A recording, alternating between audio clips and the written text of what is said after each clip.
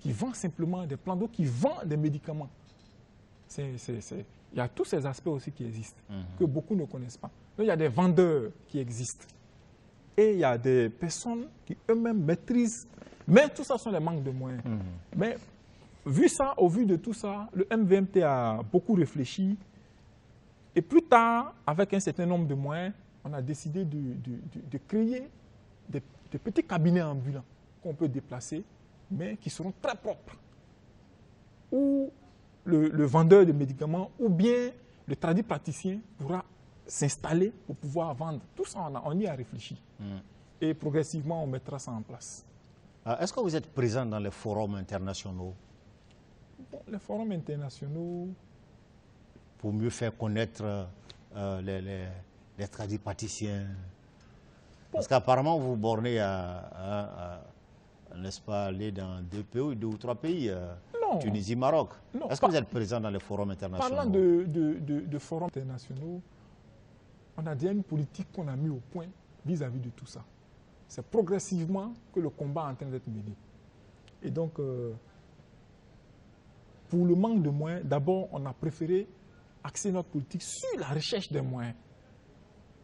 Et ensuite, on pourra exécuter un peu notre programme. Oui, mais qu'est-ce que vous faites pour rechercher justement ces moyens? Qu'est-ce que vous faites? Quand on va d'abord, on leur parle de nos projets et ensuite, on leur expose. Vous exposez à qui? Mais à certains partenaires qu'on cherche. Certains partenaires. Puisqu'arriver là-bas, le partenaire, c'est pas... Mais on frappe à toutes les portes. On frappe à toutes les portes. Ouais. Voilà un peu comment on frappe à toutes les portes. Et on rentre, on discute. Alors, quelle est la situation aujourd'hui? Quel est le bilan aujourd'hui? Mais au jour d'aujourd'hui... Est-ce qu'on vous écoute avec une oreille attentive? Ben si, beaucoup nous écoutent. Si on ne nous écoutait pas, on n'aurait pas... Je n'irais pas toujours. On n'aurait pas eu une base au Maroc, on n'aurait pas eu une base en Tunisie, on n'aurait pas eu des représentants en Hollande. Au jour d'aujourd'hui, par exemple, je n'ai pas dit son nom ici, il y a une femme à Dubaï qui veut entrer en contact avec nous pour pouvoir aussi essayer de parler de ce qu'on connaît à Dubaï. Et lors de mon prochain voyage, j'y irai. Donc, ça avance progressivement. Ça avance progressivement. Le combat a débuté il n'y a pas trop longtemps. Hein. Donc, il faut comprendre que... Donc, vous pensez que vous êtes sur la bonne voie? Nous, en tout cas, on pense qu'on est sur la très bonne voie. Puisque la voie de l'autofinance et la voie de celui qui est financé, c'est deux voies différentes. Donc, aujourd'hui... Vous allez doucement, doucement. Doucement, mais plus sûrement. Alors, dans tout ça, qu'est-ce que la fédération, votre fédération fait? Elle vous épaule, elle vous soutient dans ce que vous faites au niveau de la valorisation de la médecine traditionnelle? Que ce soit du niveau de la fédération, que ce soit du niveau de n'importe quel organisme de l'État ou organisme privé, non privé ou non gouvernemental dans ce pays, leur apport est plus psychologique. C'est d'ordre moral, d'ordre psychologique. Ça s'arrête là. Alors, ce genre d'apport-là, tous les jours, même entre nous-mêmes, ça se fait. On s'encourage. Mais l'apport aujourd'hui qui est primordial, pour lequel je voyage, c'est l'aspect financier, l'apport financier. Et c'est ce que nous recherchons. Puisque de nos jours, c'est grâce à cet apport-là qu'on pourra réellement mettre tout notre programme en exécution. Vous avez des programmes... Est-ce que vous avez un programme ambitieux pour lequel vous voyagez tant? Si, quel est votre programme? D'abord, faire de la médecine traditionnelle une priorité. Et plus loin, faire de la médecine traditionnelle un endroit qui sera indispensable à tout le monde. Pourquoi ne pas intégrer la médecine traditionnelle, même dans les grandes écoles, pour qu'elle soit étudiée par des gens? Plus loin, faire des formations, permettre à un certain nombre de jeunes qui aiment ce métier de pouvoir y adhérer et pouvoir vivre de ce métier. Donc, la médecine traditionnelle, et plus loin, pouvoir satisfaire tous nos patients. Donc, la médecine traditionnelle, voilà un peu le combat que nous menons. Et plus loin, pourquoi ne pas faire vivre à tous les tradipraticiens, leur fait très bien vivre de ces métiers. Quoi, par exemple? À savoir, s'il vous plaît, à savoir plutôt des logements, par exemple, pour les tradipraticiens, des écoles, etc. Ce sont des objectifs nobles, mais quand vous entendez parler, vous vous battez seul. L'État vous apporte un soutien psychologique, hein, à vous entendre parler. Hein. Oui. Est-ce que seul vous pouvez réussir un tel combat? Alors que dans les pays comme la Chine et autres, là, l'État intervient, l'État les aide véritablement, aide les tradipraticiens. Mais tel n'est pas votre cas. Ben, vous vous battez seul. Pour parler de ce que la Chine est devenue, il y a eu un départ. Il faut qu'on parle aussi de ce qu'elle était. C'est pour dire que c'est un combat. Bon, l'État aujourd'hui, on n'en veut pas trop à l'État, hein, nous autres. Puisque avec les problèmes que nous traversons... Vous êtes optimiste alors? Effectivement. Vous pensez que, chemin faisant, l'État va vous aider? Mais si l'État ne nous aide pas, on a décidé de vivre, on a décidé une avancée dans notre domaine. Et donc, au début, nous sommes allés voir... Avec ou sans l'État? Non, pas avec ou sans l'État. Hein. Nous sommes allés voir l'État. Tous les jours, c'est ce que nous faisons. Les projets, on ne peut pas en compter. Mais s'il n'y a pas de financement, ce n'est pas une raison pour croiser les pieds ou me croiser les bras. Sans l'État, on s'est dit, mais... Il faut se battre seul. Il faut se battre. Il faut viser aussi d'autres horizons. Et ça avance. Et ça avance. Ça avance dans le bon sens. Dans le bon sens. Voilà. Alors, on sait que quand l'on avait parlé de sida par le passé, on a vu Nana Ndrobo II au Ghana, hein, qui disait qu'il avait des remèdes pour guérir n'est-ce pas, le sida. Au Sénégal, il y a aussi le brin bleu, hein, qui a été découvert dans un village sénégalais, qui apparemment guérit aussi le sida. Mais toutes ces découvertes-là sont restées entre les quatre murs, ne sont pas sorties. Comment vous expliquez cela? Bon, Nana Ndrobo II, personnellement... Vous avez entendu parler, non? J'ai entendu parler, je ne l'ai pas connu. À l'époque, on était un peu plus jeunes. Mais parlant des découvertes des médicaments sur le sida qui ne sortent pas, c'est de tout ça que je parlais là. En Afrique, c'est maintenant que la médecine traditionnelle est en train de faire sortir sa voix. Au vieux temps, il n'y a pas 10 ans de cela, on était encore étouffés. C'est maintenant que nous sommes en train de crier et notre voix sort. Donc, au vu de tout ça, ces anciens tradipraticiens qui avaient fait des découvertes et qui n'ont pas été... Ces découvertes n'ont pas été reconnues. Moi, je ne maîtrise pas trop l'aspect. Puis, Nana Ndrobo II a perdu sa vie. Bon, donc, c'est un aspect beaucoup compliqué que je n'ai pas maîtrisé à 100%. Mais ce que je sais sur le sida, c'est que cette maladie, jusqu'au jour d'aujourd'hui, nous, tradipraticiens, je n'ai pas encore vu quelqu'un qui dit avoir eu le remède à 100%. Ce que je sais qu'on fait, on soulage les maux. Au Sénégal, on peut permettre... Au Sénégal, hein, il paraît que le remède a été trouvé là-bas, dans un village au Sénégal. Le Sénégal? Un remède fait par des tradipraticiens sénégalais. Oui. Bon, ils le disent, mais ce n'est pas encore confirmé, ça n'a pas encore été officialisé. Le monde entier, après analyse peut-être de certains grands docteurs, n'ont pas encore confirmé que vraiment ce médicament a été découvert, qu'il est crédible et qu'il peut être exposé partout. Mais ce que je sais jusqu'à présent, c'est que nous soulageons les maux.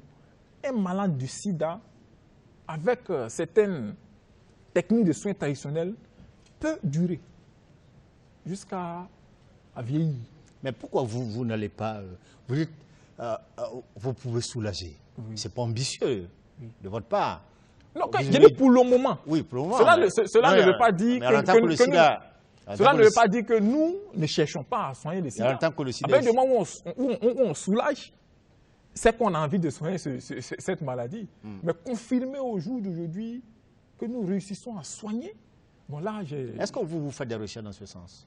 Mais si, moi, j'y fais des recherches. Vous seul ou bien toute votre corporation? Bon, la corporation, on n'a jamais trop entrepris des recherches en ce sens, parce que quand on se rend compte, c'est plutôt un problème organisationnel, comment faire avancer un peu le mouvement. Mais personnellement, je fais des recherches. par n'importe quel moyen spirituel, etc. Maintenant, sur le... Parce que vous pensez que le sida est spirituel? Le sida, non, mais par des moyens spirituels, on peut acquérir un certain nombre de savoirs. Puisque tout est d'abord psychologique, tout est d'abord mental, tout est d'abord d'ordre chimérique avant que ça soit physique. On émet d'abord une idée avant qu'on puisse la rendre palpable. Donc je fais des recherches. Vous seul, vous faites des recherches, mais pas l'ensemble de la corporation. Donc, là, personnellement, on n'y a jamais trop discuté. Puisque quand on se rencontre, les temps sont courts et on discute beaucoup de plutôt l'organisation, l'avancée de notre mouvement. C'est ce qui est primordial. La découverte du bleu de brin, c'est un vin de palme unique d'une couleur bleue. Hein, je parlais tout à l'heure, ça a été découvert au Sénégal. Et il paraît que ce vin de palme-là a réussi à vaincre le sida. C'est ce que j'ai dit là. Ce n'est pas encore officialisé. Mais qu'est-ce que vous attendez officialiser? Vous voulez que l'Occident vienne vous dire que c'est bon? Mais ceux qui ont déjà crié haut et fort que j'ai découvert le médicament du sida, mais ils sont nombreux. Moi, vous avez parlé tous de Nana Dogo 2, mais où en sommes-nous? Mais on peut accepter un médicament qu'à partir du moment où certains chercheurs y vont, et à partir d'un certain nombre d'expériences, ça élimine les virus, et qu'ils acceptent de manière officielle, et que ces médicaments soient propagés partout. Là, on peut dire vraiment ça a été découvert à partir de tel ou tel point. Sinon, si c'est ce genre de découverte, tous les jours, partout il y en a. À ce rythme-là, les Africains ne pourront jamais trouver le remède du sida, parce que vous connaissez l'enjeu, hein, ce sont des enjeux financiers importants. Dire qu'on a trouvé le remède en Afrique, ça va faire tomber beaucoup d'usines en Europe, non? Mais il y a... C'est pas... Pourquoi? À partir de l'Afrique, on peut découvrir... Mais puisque vous voulez absolument vous référer à l'Occident. Non, moi je ne me réfère pas à même l'Occident, absolument. Moi j'ai lu un bouquin hein, sur le bleu de brin du Sénégal. Tous les éminents professeurs sénégalais ont affirmé que c'est un médicament qui peut effectivement vaincre le sida. Mais personne n'ose le dire haut et fort. Vous venez de dire qu'il peut.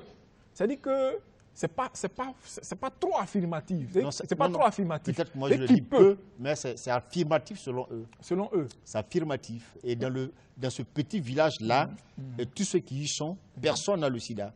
Et il y a des gens même de la sous-région qui vont dans ce village-là pour recevoir la guérison. Mais moi, je ne peux qu'applaudir ce que vous venez de dire. Mais j'aurais voulu quand même attendre que cela soit un peu propagé. On ne peut pas cacher la vérité, on ne peut pas cacher le soleil, on ne peut pas cacher un certain nombre de vérités. Si cette découverte fait des effets et que certains malades partout dans le monde, il y en a aujourd'hui assez, qu'ils y vont, qu'ils ont la guérison, mais ça sera imposé au monde. C'est ce que je veux, c'est ce que nous autres nous voulons.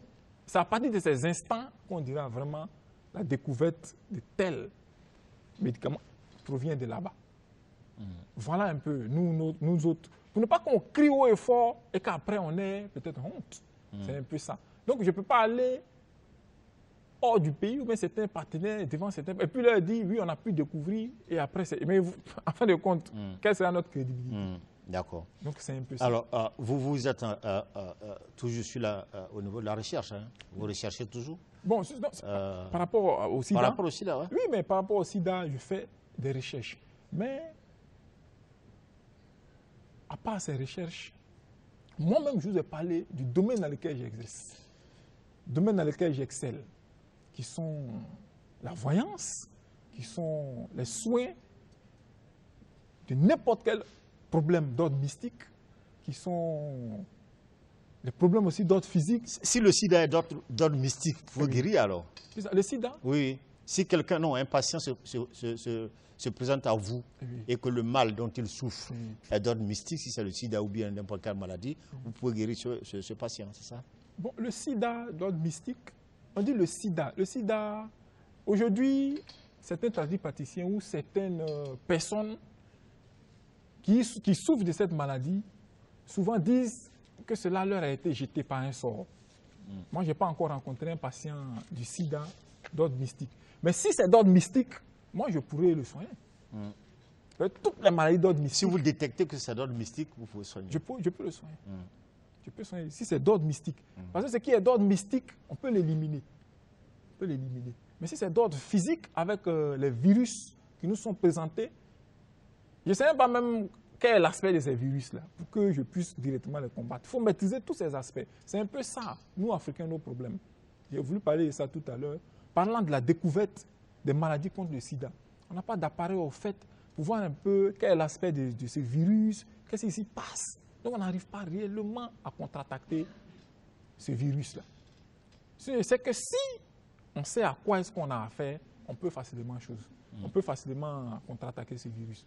Dans vos recherches, dans vos voyages à travers le monde, quand vous cherchez les moyens, c'est pour aussi vous équiper en matière, c'est aussi vous équiper, non? Avoir du matériel de pointe, etc. Oui, effectivement, c'est pour s'équiper. Mais pour le moment, j'ai dit que l'aspect qui concerne la recherche du médicament contre le sida, nous, au sein du MVMT, on n'a pas encore trop développé cet aspect. Non, j'ai compris ça. Voilà. Mais je veux dire, dans vos voyages, vos missions, vous cherchez du matériel de pointe aussi pour pouvoir faire un certain nombre de recherches. Ça, on cherche. Alors, nous sommes pratiquement à la fin de l'émission. Vous savez, ça va vite. Hein? Alors, quel va être votre mot de fin? Quel est votre mot de fin? Bon, mon mot de fin, c'est d'abord un encouragement à tous les tradipraticiens qui, nuit et jour, veillent à la santé de la population et plus loin, qui veillent aussi sur tout ce qui se passe aujourd'hui en Côte d'Ivoire. Parce que les tradipraticiens, les gens les marginalisent, mais ils prient beaucoup pour que la paix règne en Côte d'Ivoire. Et plus loin, je les exhorte à sortir de l'ombre pour venir se faire enregistrer, pour venir se faire connaître au MVMT, au Mouvement pour la valorisation de la médecine traditionnelle, pour qu'ensemble, nous puissions nous entraider sur plusieurs plans. Et plus loin, je l'ai toujours dit, comme un soleil, comme les rayons d'un soleil qui, sans audience, rentre dans tous les palais, traverse tous les cœurs, le MVMT traversera tous les cœurs. Voilà. C'est un peu ça mon mot de fin. Voilà. Merci, monsieur Didier Gueux. Ouais. Merci d'avoir accepté notre invitation. En tout cas, il était important qu'on ait cette émission, parce que quand on parle de valorisation de la médecine traditionnelle, nous pensons que c'est un sujet extrêmement important. Et certainement que les téléspectateurs ont retenu beaucoup de choses à travers cette émission. Mesdames et messieurs, cette émission est terminée. Je vous souhaite de passer une excellente nuit. À bientôt si de le veut. Au revoir.